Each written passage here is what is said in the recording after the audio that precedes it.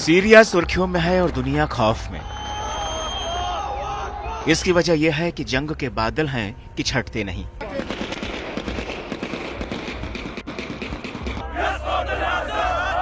रूस यूक्रेन की जंग के बाद Israel Hamas, Israel Iran, Israel Lebanon के जंगी धमाकों ने दुनिया को दहलाने का काम किया।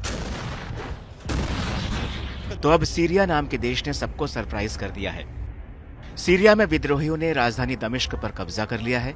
विद्रोहियों ने राष्ट्रपति बशर अल असद की 24 साल पुरानी सत्ता को उखाड़ फेंका है।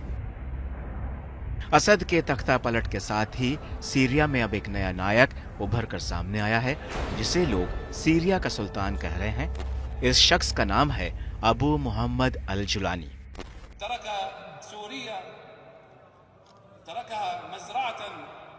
जुलानी के खौफ से राष्ट्रपति बशर अल असद देश छोड़कर भाग गए और अब सीरिया की कमान जुलानी के हाथ में है।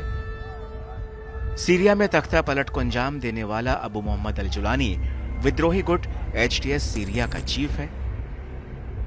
जुलानी की हैसियत, कैफियत, दहशत और ताकत का अंदाजा इसी बात से लगाया जा सकता है कि अमेरिका ने साल 2017 में जुलानी पर 84 करोड़ 67 लाख रुपए का इनाम घोषित किया था। तो आइए अब तफसील से जानते हैं कि आखिर कौन है अबू मोहम्मद अल जुलानी। हयात तहरीर अल शाम के लीडर अबू मोहम्मद अल जुलानी का जन्म साल 1982 में सऊदी अरब के शहर रियाद में बताया जाता है। अल जुलानी के पैदाइश के दौरान अहमद हुसैन अल शरा नाम रखा गया।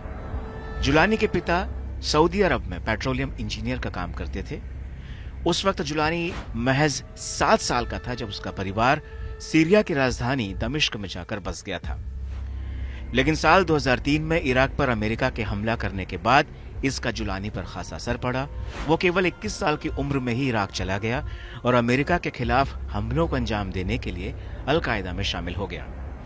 साल 2006 में इराक में अमेरिकी सेना ने जुलानी को गिरफ्तार कर लिया। उसको 5 साल तक जेल में रखा गया क्योंकि जुलानी का नाम 2001 में अमेरिका में हुए 9/11 के हमलों में भी आया था, जिसके चलते उसे मोसुल से गिरफ्तार कर अमेरिकी जेल में रखा गया। जेल से रिहा होने के बाद जुलानी IS चीफ बगदादी का करीबी हो गया।